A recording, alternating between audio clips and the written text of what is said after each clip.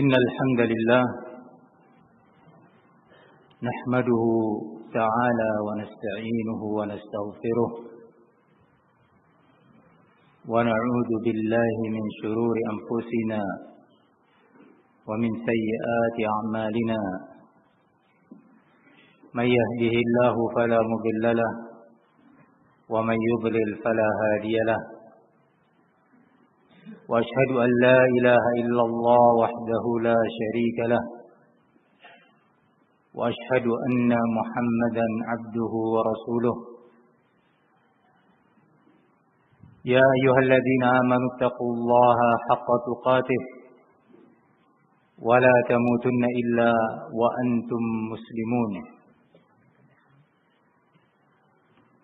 يا أيها الناس اتقوا ربكم الذي خلقكم من نفس واحدة وخلق منها زوجها وبث منهما رجالا كثيرا ونساء واتقوا الله الذي تساءلون به والأرحام إن الله كان عليكم رقيبا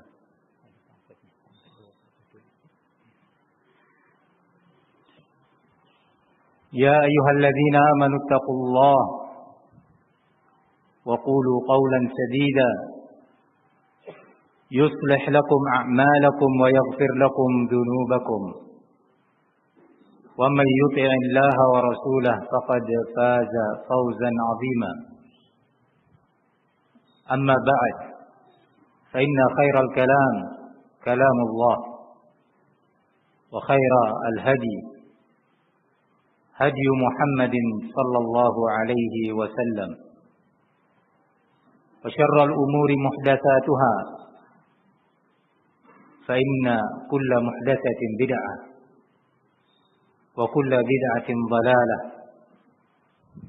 وكل ضلالة في النار أعاذني الله إياكم جميعا من شدة عذابها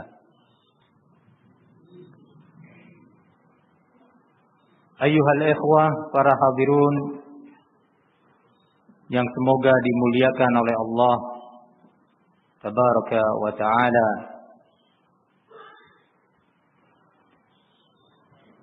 Kita pada hari ini, hari Ahad, bertepatan dengan tanggal 5 Rajab 1443 Hijriah, kembali bertemu dalam sebuah majlis yang semoga menjadi majlis talabil ilmi yang akan membantu kita untuk mengenal agama Allah lebih jauh lagi, mengenal akidah dan iman serta syariat Allah Tabaraka wa Ta'ala, untuk kemudian Allah Subhanahu wa Ta'ala menjadikannya ilmu yang bermanfaat, yang dimudahkan kita untuk mengamalkannya. Tema kajian kita pada kesempatan kali ini, sebagaimana sudah diumumkan, yaitu ketika sebuah bid'ah dianggap kecil, dia akan menjadi besar. Demikian tema kajian kita. Dalam kesempatan kali ini sebuah tema yang sangat penting untuk selalu diingatkan dan disadarkan diri kita semuanya.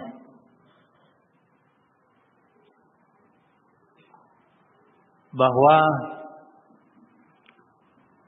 sebuah mukhalafah atau sebuah bid'ah yang menyelisihi Al-Quran dan Sunnah di samping dia adalah sebuah kemungkaran dan sebuah dhalalah, sebuah kesesatan yang Rasul alaihi salatu wassalam menyatakan kullu bid'atin dhalalah, semua jenis bid'ah itu adalah sesat. Tapi di sisi lain dia juga akan menyeret pelakunya atau orang yang menimbulkannya dan mengada-ngadakan bid'ah tersebut kepada bid'ah-bid'ah lainnya, dalam keadaan dia tidak merasa, dia tidak sadar. Terlebih ketika sebuah bid'ah dianggap kecil, dianggap remeh oleh pelakunya atau mubtadi'uha, yang mengadakannya, yang mencetuskannya, yang memulainya. Dianggap kecil sebuah bid'ah bisa karena kejahilan pelakunya,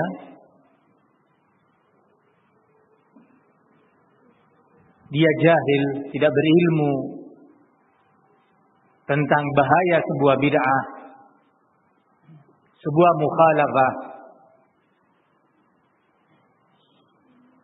tidak tahu ancaman-ancaman syariat yang telah Allah sebutkan di dalam Al-Quran maupun disebutkan oleh Nabi alaihi salatu wassalam terhadap para pelaku bid'ah, apalagi yang mencetuskannya.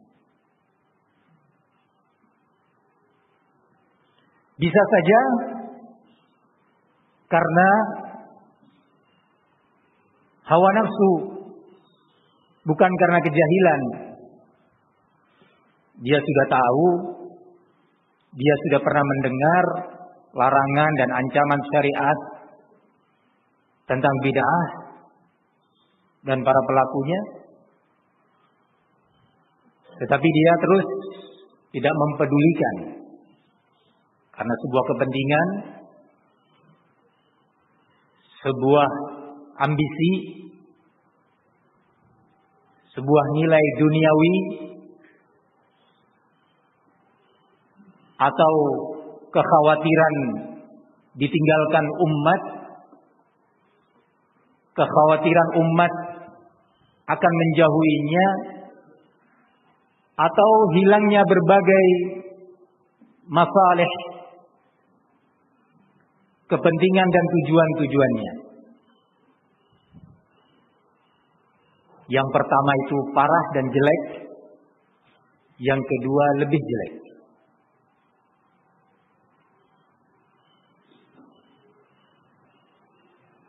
An-Nabi alaihi salatu wassalam mengatakan, innallaha ihtajaba taubata an kulli sahibi bid'atin hatta yada'aha. Sungguhnya Allah Subhanahu wa taala menghalangi taubat atau tidak menerima taubat, tidak memberikan taufik untuk bertobat bagi setiap pelaku bid'ah sampai dia meninggalkan bid'ah tersebut, sampai dia meninggalkannya. Allah Subhanahu wa ta'ala yang salah satu namanya adalah At-Tawwab, Maha menerima taubat dan memberi taufik kepada seorang hamba yang berdosa, yang bersalah untuk bertaubat. Tapi seorang pelaku bid'ah, Nabi kita alaihi salatu wassalam mengabarkan, innallaha ihtajaba taubah an kulli sahibi bid'atin hatta yada'aha. Betapa mengerikannya sebuah bid'ah itu.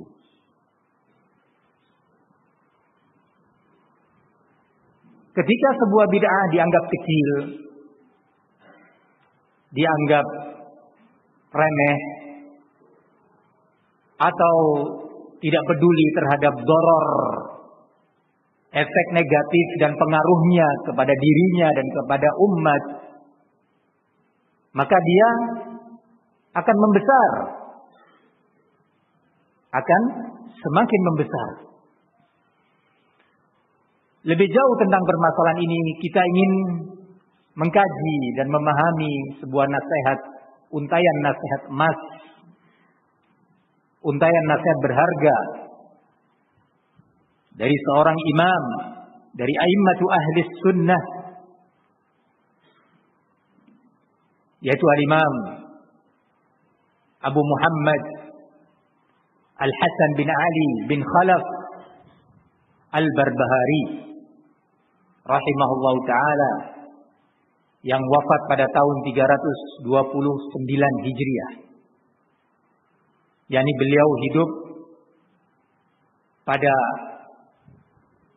pertengahan abad ketiga memasuki awal abad keempat, yang kemudian dikenal dengan Al-Imamul Barbahari Al-Baghdadi dari negeri Baghdad.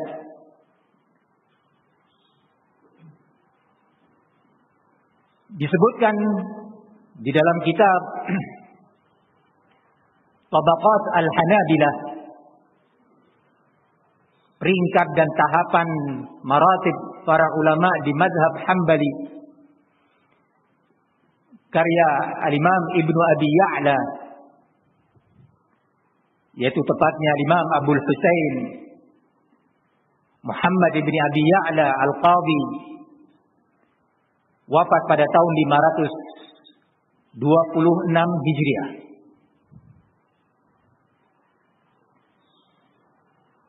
Dalam kitabnya tersebut beliau mengatakan, Al-Hasan bin Ali bin Khalaf Abu Muhammad Al-Barbahari Syekhut Ta'ifah fi waqtihi wa mutaqaddimuha fil inkari ala ahli al-bid'ah wal mubayanati lahum bil yad wal lisan. Al-Imam Al-Hasan bin Ali bin Khalaf Abu Muhammad Al-Barbahari, kata Imam Ibnu Abi Ya'la dalam kitabnya Tabaqat Al-Hanabilah, saat menyebutkan biografi beliau, dikatakan Al-Barbahari adalah Syekhut Ta'ifah, yaitu syekhnya mazhab Hambali. Dari sekian ulama dari mazhab Hambali, Al-Hanabilah, beliau termasuk yang di peringkat atas. Di zaman tersebut, di zaman beliau hidup, wa mutaqaddimuha, dan yang terdepan, fil inkar ala ahli bid'ah, dalam mengingkari ahlul bid'ah, wal mubayanati lahum, dalam menjauhi mereka, baik dengan tangan, maksudnya dengan kekuatan yang bisa dia lakukan, maupun dengan lisannya, dengan nasihatnya ataupun karya-karyanya.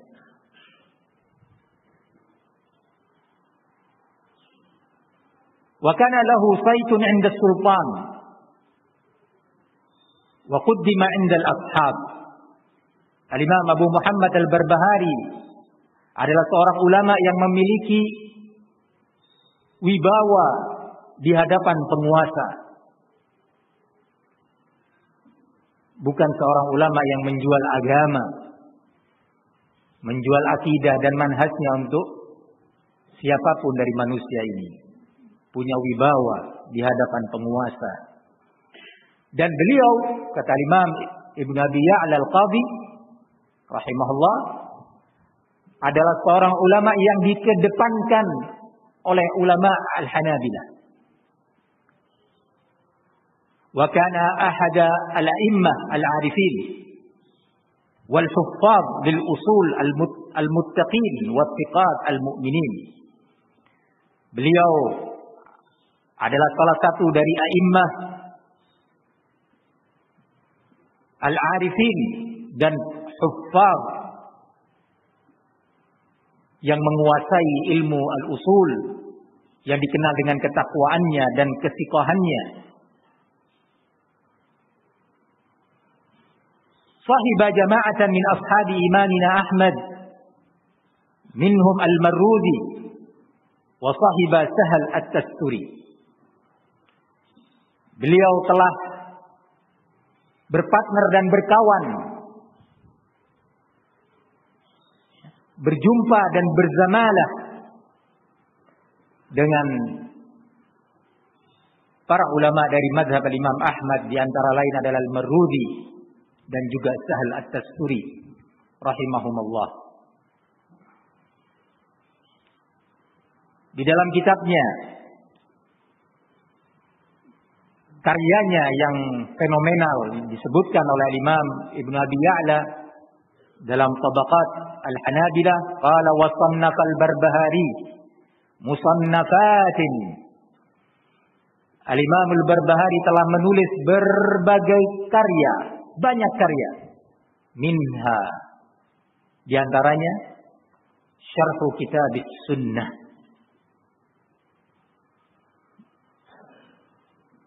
Syarh Kitab Sunnah. Wa dzakara fihi, kemudian di antara yang disebutkan oleh Imam Al-Barbahari dalam kitab Syarh Kitab As-Sunnah, atau dikenal juga dengan Syarh As-Sunnah, di antara yang disebutkan di dalam karya itu, kata Imam Ibnu Abi Ya'la, dikutip dan dinukil ucapan beliau ini di kitab Tabaqat Al-Hanabilah. Dan tidak kalah pentingnya juga nasihat ini dikutip oleh Imam Al-Muhaddits Al-Albani rahimahullahu taala dalam kitabnya Hajjatun Nabi sallallahu alaihi wasallam. Apa nasihat Al-Imam Al-Barbahari? Yang ini adalah topik dari majelis kita. Semoga Allah menjadikannya sebagai ilmu yang bermanfaat.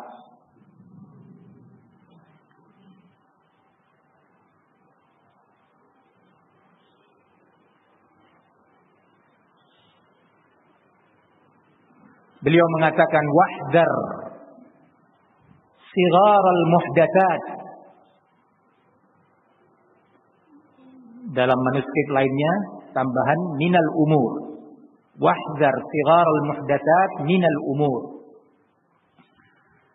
Fa inna sighar al-bid'i ta'udu hatta tasira kibara. Waspadalah engkau dari berbagai bentuk bid'ah kecil.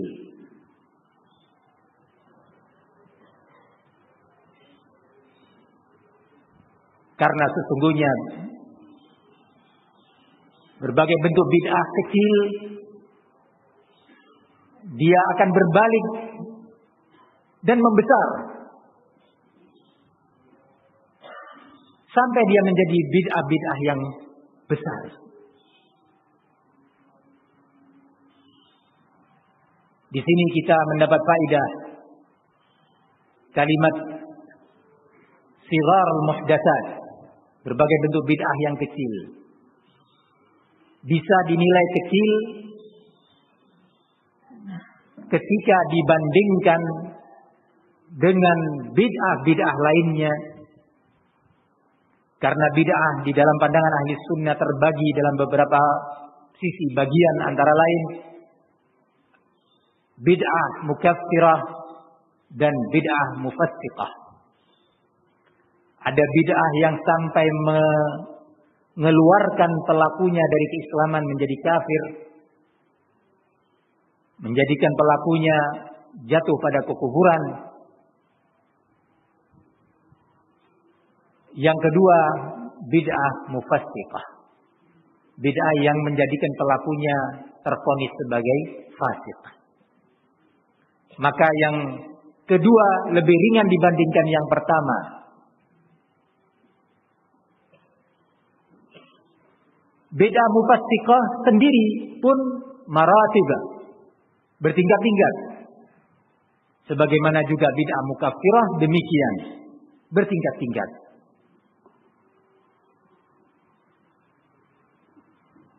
Bisa pula Bid'ah ini dinilai kecil dari sisi pandangan pelakunya, atau kejahilan masyarakat luas atau keumuman umat tentang hukum agama dan kejahilannya tentang sunnah Nabi, sehingga saat muncul sebuah bid'ah dianggap kecil, bahkan dinilainya sebagai amalan saleh, bahkan dianggapnya sebagai bentuk taqarrub, amalan yang dengannya dia mendekatkan diri kepada Allah Subhanahu wa ta'ala. Kata Imam Al-Barbahari, bid'ah yang kecil ini dia akan berbalik dan menjadi besar.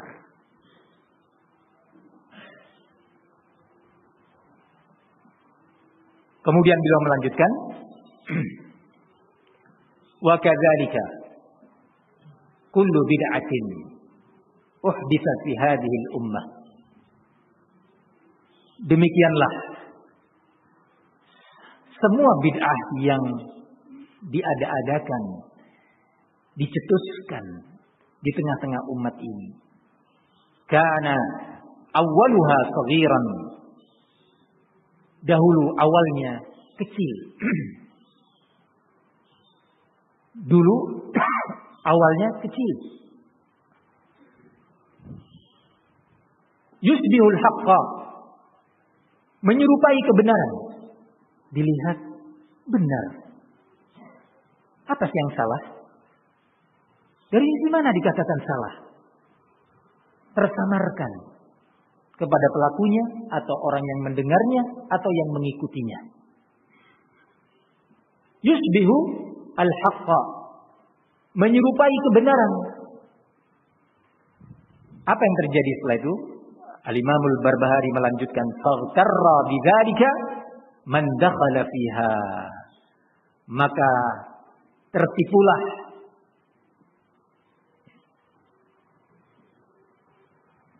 pelaku dari bid'ah tersebut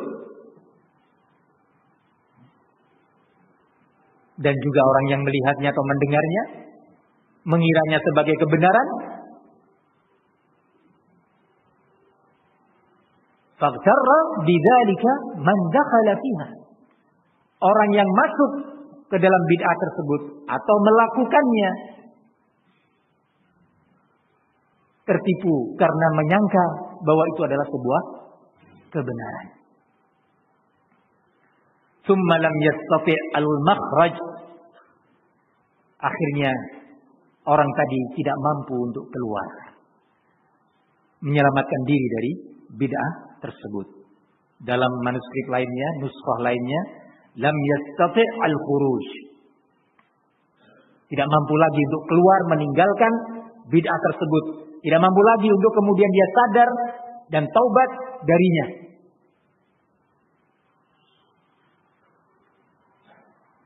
Lam yastati' al-makhraj minha fa'azumat. Akhirnya bid'ah itu membesar. Wa sarat dinan yudanu bihi. Akhirnya dia menjadi sebuah akidah, sebuah keyakinan, sebuah prinsip, sebuah manhaj yang dengannya dia berpegang, dengannya dia berkeyakinan sebagai akidah. Awalnya remeh, awalnya kecil. Fakhalafa as-siratal mustaqim fakharaja minal Islam. Na'udzubillah. Akhirnya dia keluar dari jalan yang lurus dan ujung-ujungnya dia keluar dari Islam.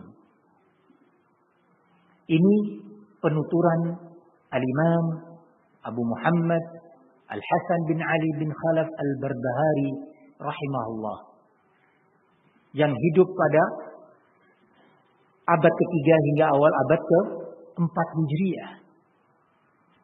Lebih dari 1000 tahun yang lalu.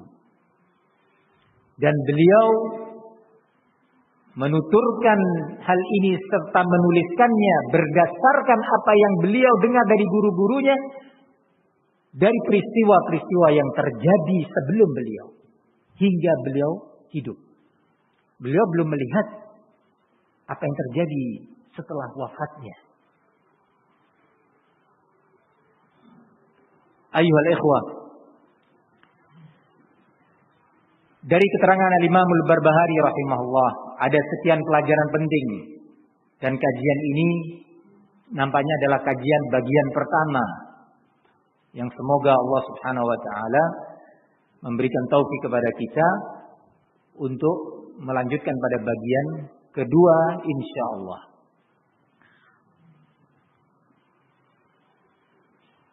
Kita akan belajar dari sejarah dari apa yang disebutkan oleh Al-Imam Al-Barbahari rahimahullah. Bahwa beliau mengatakan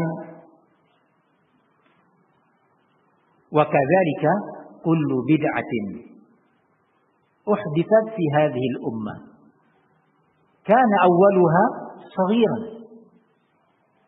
Dan demikianlah setiap bid'ah yang dicetuskan di tengah-tengah umat ini dahulu pada awalnya kecil, sederhana. Di antara pelajaran penting yang bisa kita ambil di sini adalah hadis kisah Abu Musa al-Asy'ari dengan sahabat mulia Abdullah bin Mas'ud yang diriwayatkan oleh Imam Ad-Darimi rahimahullahu taala, dan disebutkan oleh Imam Al-Albani rahimahullah dalam kitab As-Silsilah Al-Ahadits atau Silsilah Al-Ahadits As-Sahihah nomor 2005. Kita ingin baca hadis ini karena di dalamnya terdapat pelajaran-pelajaran, dan Al-Imam Al-Muhadditsul Albani memberikan faedah penting tentangnya. Di antara faedah penting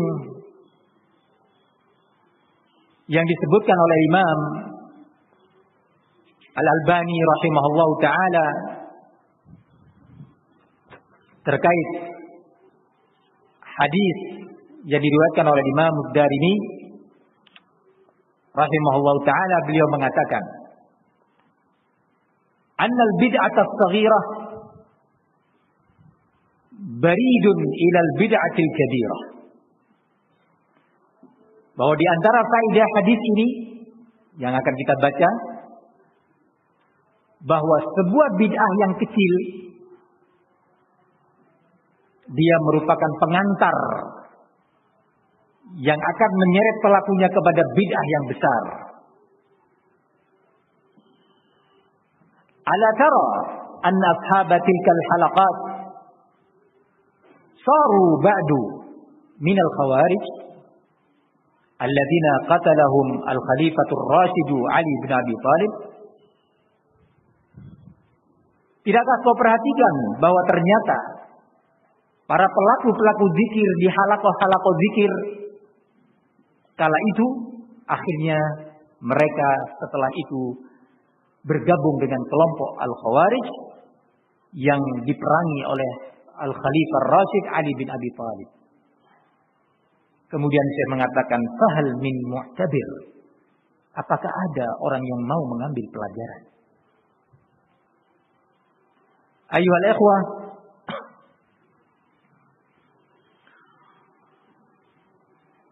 tadi telah disinggung bahwa tidak ada satu bid'ah pun yang kecil nilainya. Karena Nabi telah mengatakan kullu bid'atin dhalalah wa kullu dhalalatin finnar. Semua jenis bid'ah. Kalimat kul min alfadhil umum. Salah satu bentuk dari redaksi-redaksi umum yang mengandung hukum bersifat umum, universal, segala bentuk bid'ah. Dhalalah. Nah, peristiwa tersebut banyak pelajaran yang bisa kita ambil. Diriwayatkan oleh Imam Ad-Darimi rahimahullah dari Amr bin Salamah Al-Hamdani. Amr bin Salamah Al-Hamdani adalah seorang tabi'i senior dari murid di antara murid-murid Al-Imam Al-Khalifah Ali bin Abi Thalib. Beliau telah meriwayatkan hadis dari sahabat Ali dan Ibnu Mas'ud. Beliau memiliki murid-murid yang banyak, antara lain Al-Imam Sya'bi, Al-Imam Yazid bin Abi Ziyad. Amr bin Salam Al-Hamdani mengisahkan salah satu murid daripada sahabat Ibnu Mas'ud ini. Qala kunna najlisu ala babi Abdullah bin Mas'ud radhiyallahu anhu qabla salatil ghada. Dahulu kami punya kebiasaan duduk menunggu di depan pintu rumah sahabat Abdullah bin Mas'ud sebelum sholat subuh. Sebelum sholat subuh, beliau sudah menunggu bersama teman-temannya para thalabatul ilmi di depan rumah Al-Imam Al-Mufti As-Sahabi Al-Jalil Abdullah bin Mas'ud radhiyallahu anhu. Imam Al-Albani memberikan faidah dalam salah satu rekaman audionya. Ini menunjukkan kesungguhan mereka dalam berthalabul ilmi. Sebelum azan subuh, mereka sudah menunggu sang guru yang mulia ini di depan pintu rumahnya untuk berangkat bersama-sama ke masjid sambil mendengarkan ilmu atau bertanya tentang ilmu. Kemudian dilanjutkan oleh Amr bin Salam Al-Hamdani rahimahullah, fa idza kharaja masyayna ma'ahu ilal masjid. Kalau sahabat Abdullah bin Mas'ud keluar dari rumahnya, kami berjalan bersama beliau menuju masjid. Faja'ana Abu Musa Al-Asy'ari radhiyallahu anhu. Suatu hari datanglah sahabat yang lainnya yang bernama Abu Musa Al-Asy'ari bersama para thalabatul ilmi itu tadi. Faqala, Abu Musa Al-Asy'ari bertanya kepada yang hadir di sana, akharaja ilaikum Abu Abdurrahman?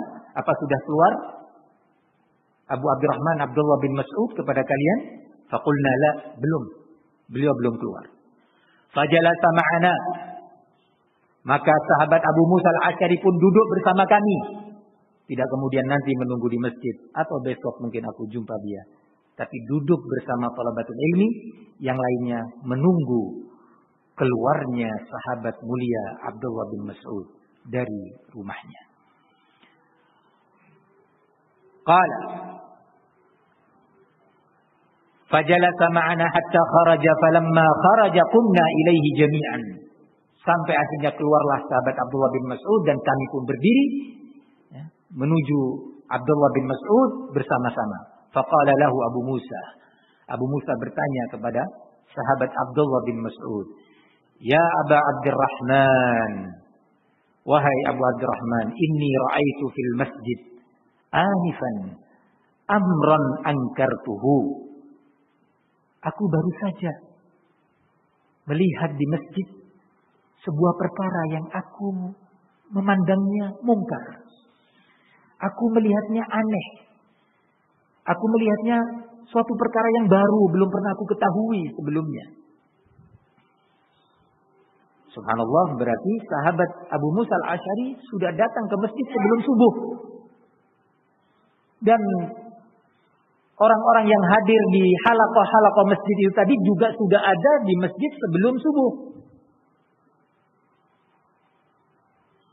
Berarti mereka bukan orang-orang sembarangan. Mereka bukan orang yang bermalas-malasan dalam ibadah.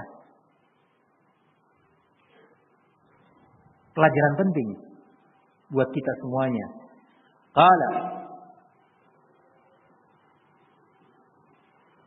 walam ara walhamdulillah illa khaira. Tapi aku tidak melihat kecuali yang nampak itu baik. Yang nampak itu baik. Di sini ada pelajaran bagaimana seorang sahabat Abu Musa al-Asy'ari datang menemui sahabat yang lebih senior, lebih berilmu, lebih menguasai tentang Al-Quran untuk bertanya, untuk tidak terburu-buru menilai, menghukumi hanya karena data yang dia lihat, data yang dia dapati, kemudian menilainya, kemudian menghukuminya, kemudian keluar ke sana kemari bicara, menyampaikan, memberitakan apa yang dia lihat aneh tersebut. Tidak demikian. Akan lebih jelas lagi berikutnya. Faqala lahu, qala ra'aitu, qala fama huwa? Apa yang kamu lihat tadi? Kata sahabat Abdullah bin Mas'ud dalam perjalanan menuju masjid. Qala ra'aitu fil masjid qauman hilaqan julusan yantaziruna as-salah. Fi kulli halqatin rajulun wa fi aydihim hasa. Fayaqulu kabbiru mi'atan fayukabbiruna mi'ah. Fayaqulu hallilu mi'atan fayuhalliluna mi'atan. Fayaqul sabbihu mi'ah fayusabbihuna mi'ah. Kata sahabat Abu Musa, yang aku lihat di masjid adanya sekelompok orang yang berhalakoh-halakoh, membentuk majelis-majelis khusus berupa halakoh di masjid. Mereka menunggu tibanya waktu sholat. Jadi mereka semalaman itu beribadah. Di antara ibadah yang mereka lakukan adalah sambil menunggu datangnya waktu subuh, mereka berkumpul, berhalakoh-halakoh, berzikir, tasbih, tahmid, tahlil, takbir 100 kali dalam bentuk dipimpin oleh pimpinan halakoh, seorang yang memerintahkan mereka, memandu mereka ya untuk bertasbih, bertahmid, bertahlil. Masing-masing dari mereka memegang kerikil-kerikil untuk atau sebagai alat penghitung. Alat penghitung bilangan zikir yang mereka ucapkan. Nah, qala, maka Abdullah bin Mas'ud bertanya kepada sahabat Abu Musa, "Famadza qulta lahum?" Lalu apa yang kau katakan kepada mereka? Ketika kau melihat mereka seperti itu, apa yang kamu lakukan? Apa yang kamu nasihatkan kepada mereka? Kata sahabat Abdullah bin Mas'ud. Maka sahabat Abu Musa menjawab, perhatikan jawaban ini, wahai thalabatul ilmi. Qala ma qultu lahum syai'an intidhara ra'yik wa intidhara amrik. Aku tidak mengucapkan atau mengatakan kepada mereka sesuatu apapun. Aku biarkan. Kenapa? Karena aku ingin menunggu pandanganmu. Aku ingin menunggu arahanmu, fatwamu. Wahai sahabat Abdullah bin Mas'ud. Di sini ada semangat pada sahabat Abu Musa. Siapa sahabat Abu Musa? Salah seorang sahabat yang diutus oleh Nabi dalam misi-misi dakwah, antara lain ke negeri Yaman bersama sahabat Mu'adz bin Jabal. Utusan Nabi untuk berdakwah, dutanya Nabi untuk berdakwah.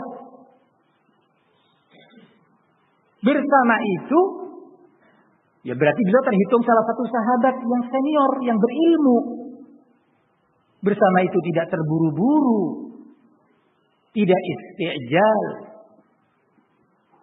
Segera waktu itu juga, setelah beliau Abu Musa melihat sekelompok orang yang berzikir dengan zikir yang belum pernah beliau dapati sebelumnya pada sahabat Nabi dan juga pada zaman Rasul Sallallahu Alaihi Wasallam. Sebelum terbitnya matahari, beliau pun segera mendatangi ahlul ilmi, bertanya, nggak menunggu subuh, cepat dia berangkat. Ini menunjukkan bahwa sikap atau semangat mengamalkan fas'alu ahla dzikri in kuntum la ta'lamun. Bertanyalah kalian kepada para ulama ketika kalian tidak mengetahui suatu perkara. Ini adalah peristiwa terjadi. Sebuah peristiwa terjadi. Membutuhkan jawaban dan kesimpulan hukum.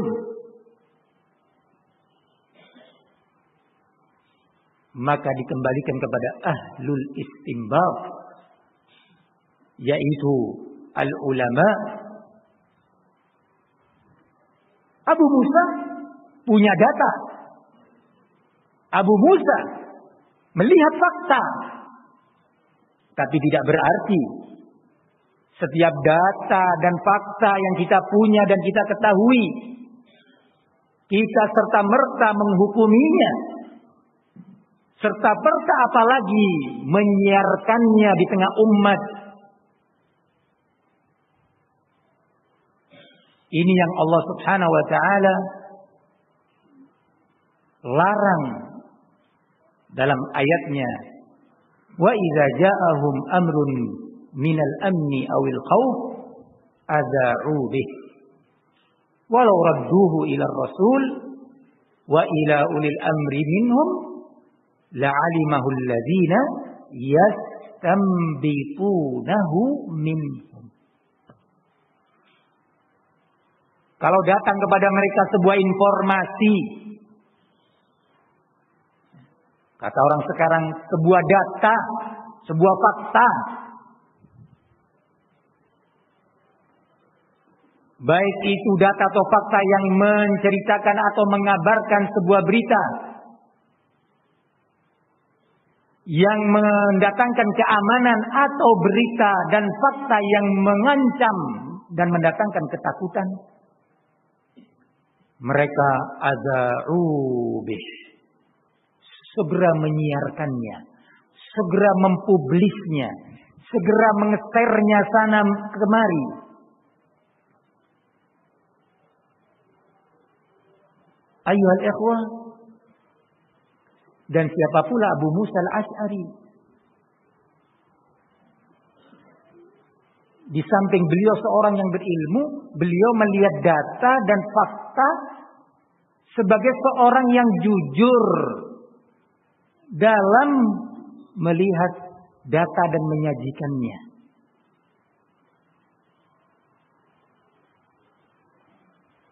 Bersama itu, beliau berta'anni, bersegera kembali kepada ulama, bersegera mengamalkan al-barakatu ma'a akabirikum.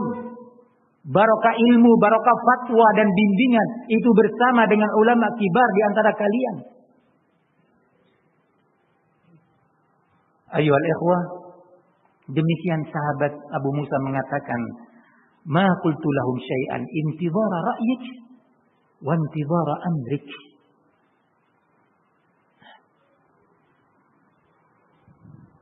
Bertanya dan bermusyawarah dengan para ulama.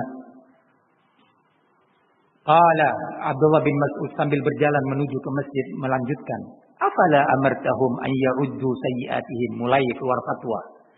Mulai ahlul istinbat mengeluarkan bimbingannya. Ahlul istinbat dengan keilmuannya menjawab dengan segera fenomena tersebut.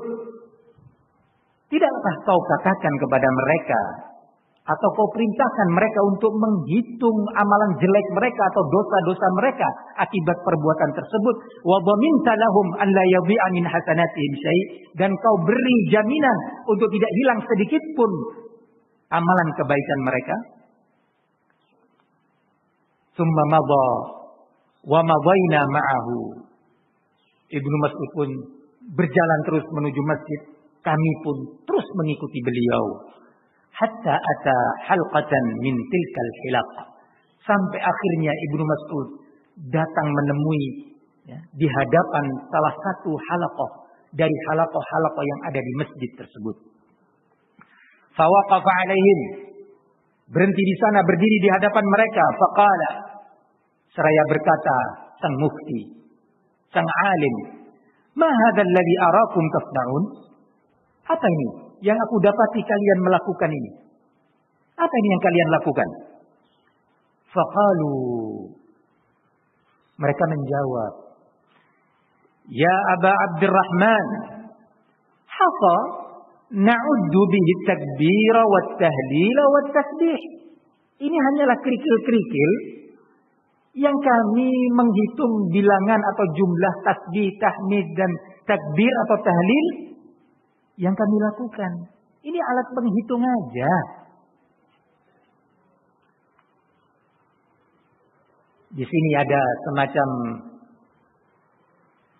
pelajaran penting bahwa si penjawab ini, orang yang menjawab pertanyaan sahabat Abdullah bin Mas'ud, menganggap kecil, menganggap remeh. Menganggap remeh apa yang dilakukannya.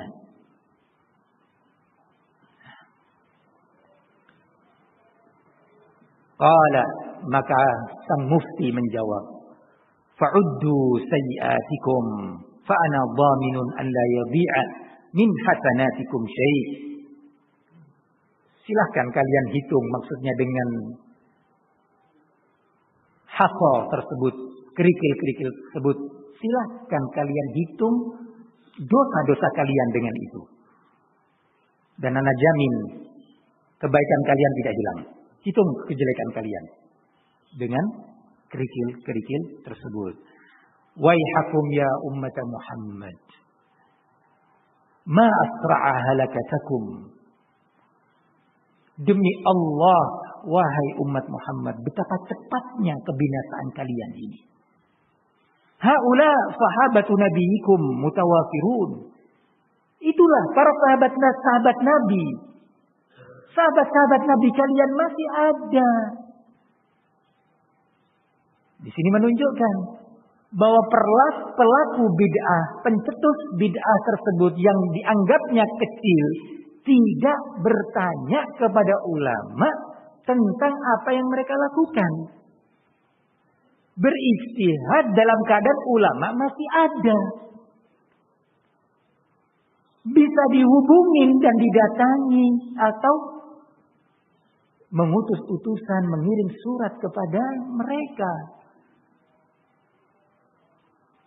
Haula sahabatu nabiyikum mutawafirun.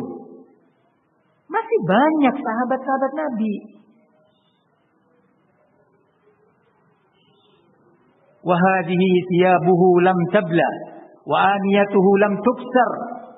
Dan ini juga jubahnya Nabi ini, pakaiannya Nabi ini belum rusak, belum usang. Artinya belum terlalu lama masa kalian ini melakukan bid'ah ini dari masa Rasulullah hidup. Bagaimana dengan 500 tahun setelah itu? Bagaimana dengan 1000 tahun setelah itu? Dan bagaimana dengan zaman kita hidup? Ayyuhal ikhwah, kalau ini terjadi di negeri yang tidak jauh tempat dan zamannya dari negeri dan zaman Rasulullah berdakwah dan para sahabatnya menerima ilmu dan menyampaikannya, di saat sunnah masih tegak, belum asing, telah muncul fenomena seperti ini. Lalu bagaimana dengan zaman kita hidup? Di zaman masih semangat thalabatul ilmi seperti tadi yang digambarkan, menjadi seperti itu fenomena yang muncul. Lalu bagaimana dengan zaman umat Islam menjauh dari thalabatul ilmi, dari thalabul ilmi, menganggap kecil dan menganggap nista, menganggap remeh amalan thalabul ilmi dan meremehkan tulabul ilmi.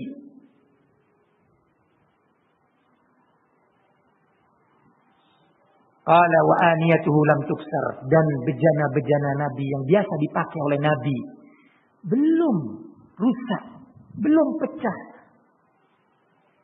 Qala walladzi nafsi biyadihi, demi zat yang jiwaku berada di tangannya, innakum la'ala millatin hiya ahda min millati Muhammad. Au muftatihu babi dhalalah. Demi zat yang jiwaku berada di tangannya.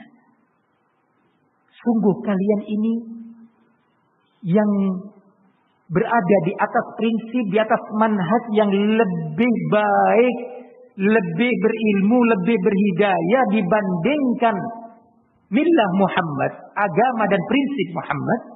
Atau justru kalian ini adalah orang-orang pembuka pintu kesesatan.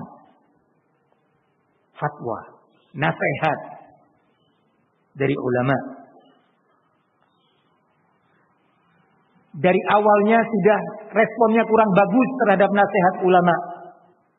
Menjawab dengan jawaban yang kurang tepat dan kurang layak. Abu Musa al-Asy'ari ditanya, kenapa? Apa yang kamu katakan kepada mereka? Aku enggak mengatakan sesuatu, wahai Ibnu Mas'ud. Karena aku menunggu fatwamu, menunggu perintahmu. Lihat adab, bagaimana tawadhu. Sementara mereka menjawabnya hafal, na'udzu bihi at-tasbih wat-tahlil wat-takbir. Semestinya bagaimana sahabat Ibnu Mas'ud? Ini yang kami lakukan, benar atau salah? Maafwan, fadhal diingatkan kami. Mulai menjawab orang-orang tadi. Mulai berani menunjukkan ra'yunya. Dilanjutkan. Qala. Faqalu wallahi ya Aba Abdurrahman, ma aradna illa al-khair. Jawab lagi. Masih menjawab. Wahai Abu Abdurrahman, demi Allah kami tidak menginginkan dari apa yang kami lakukan ini, zikir-zikir seperti ini, cara yang seperti ini, kecuali kebaikan. Faqala, menjawab Abdullah bin Mas'ud, wa kam min muridin lil khair lam yusibhu. Berapa banyak orang yang menginginkan kebaikan, menginginkan kebenaran, menginginkan al-haq, tapi dia enggak berhasil meraihnya. Kenapa? Karena cara yang ditempuh salah. Karena cara yang ditempuh tidak didirikan di atas dasar ilmu. Inna Rasulullah sallallahu alaihi wasallam haddatsana. Sesungguhnya Rasulullah SAW telah mengabarkan kepada kami. Coba lihat mufti. Bagaimana seorang ahlul istinbat menghubungkan sebuah peristiwa yang terjadi, sebuah fakta dan data yang terjadi pada waktu itu kepada sebuah hadis, bahwa ternyata ini yang kalian lakukan, waspada, hati-hati. Orang jahil atau orang-orang yang tidak belajar atau yang sering disilakan dengan al-ghawghaiyun,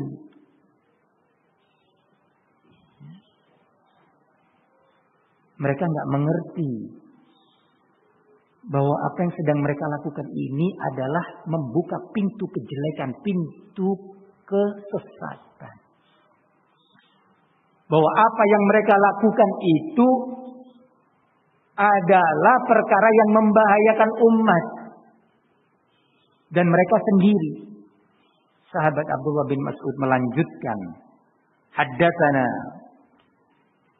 anna qauman yaqra'una al-Qur'an la yujawizu taraqiyahum wa imullah ma adri la'alla aktsarahum minkum. Ya subhanallah. Bahwa Rasulullah telah mengabarkan kepada kami tentang adanya suatu kaum yang mereka itu tekun, rajin, pandai membaca Al-Quran. Tetapi bacaan Al-Qurannya itu tidak bisa menembus kerongkongannya ini. Artinya bacaan Al-Qurannya itu tidak bisa menyentuh kalbunya untuk bisa difahami dengan baik dan benar. Membuahkan sebuah ilmu yang tepat.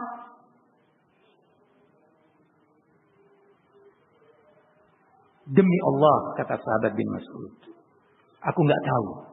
Jangan-jangan kebanyakan mayoritas dari kaum tersebut yang diberitakan oleh Nabi adalah dari kalian ini.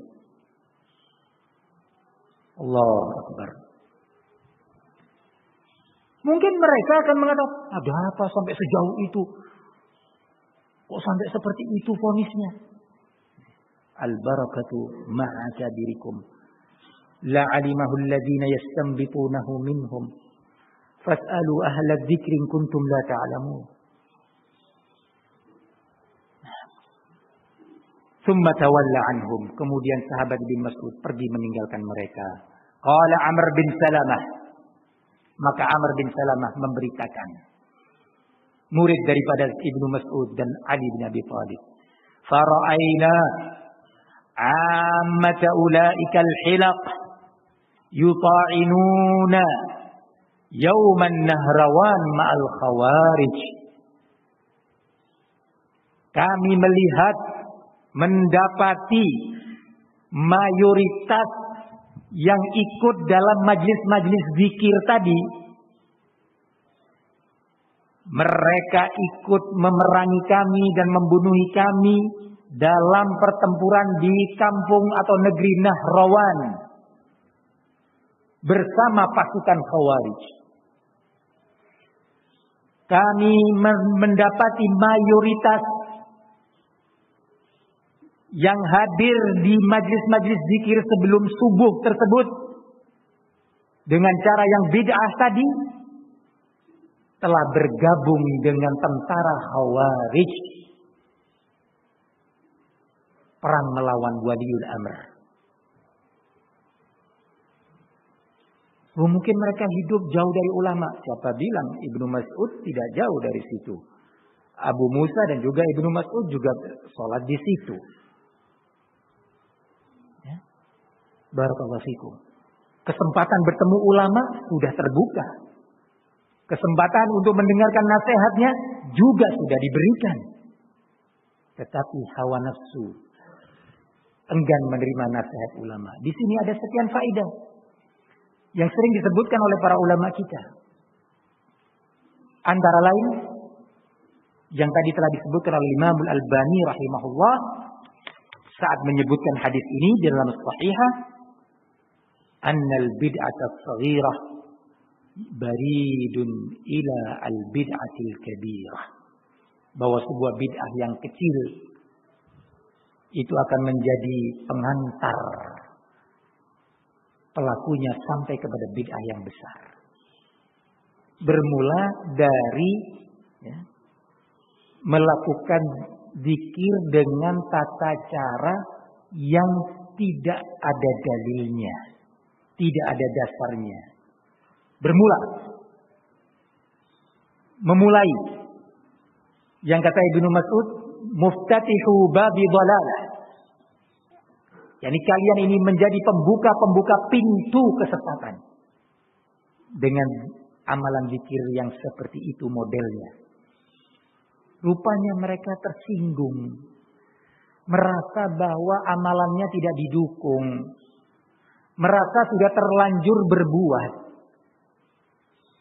Tidak kemudian berhenti sampai di situ dia.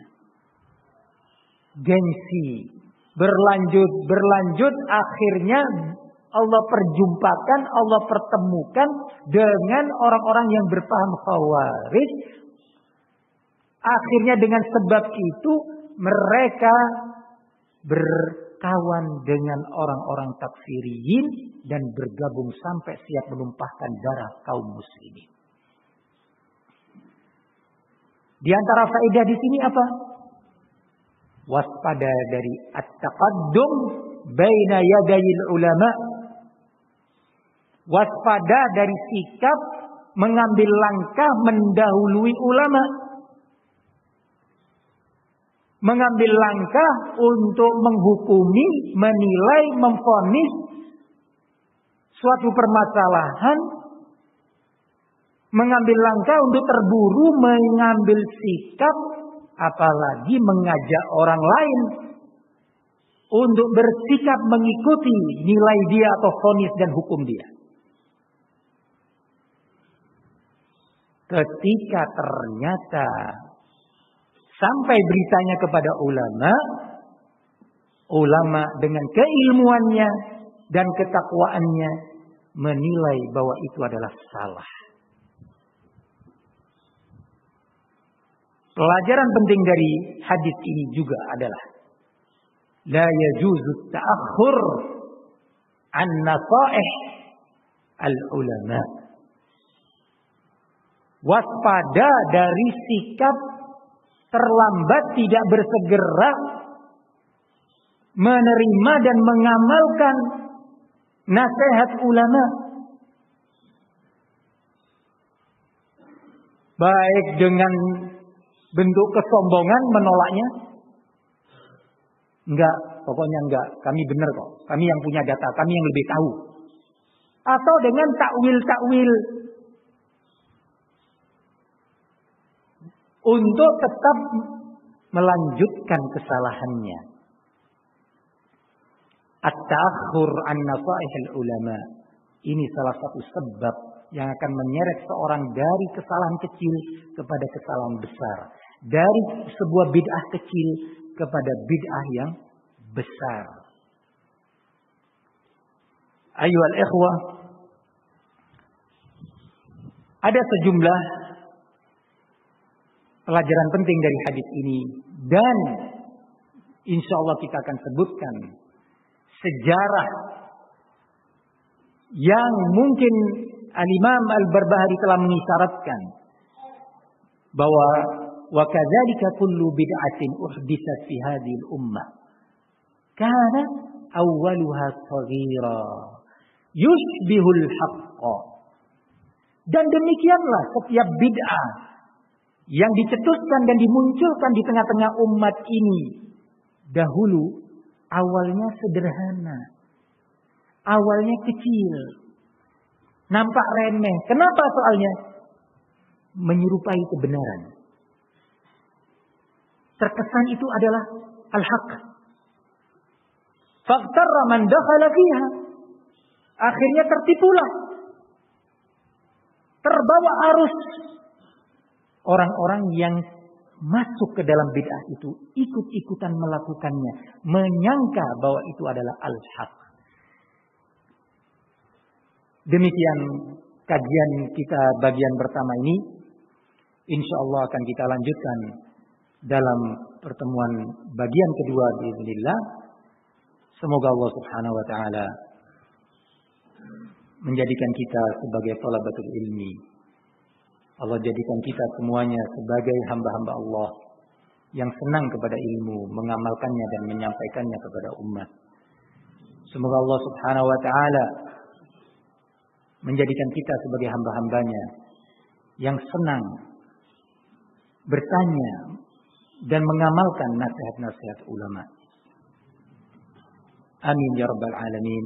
Wa sallallahu wa sallam wa barak ala nabiyyina Muhammad wa ala alihi wa sahbihi wa sallam walhamdulillahi rabbil alamin.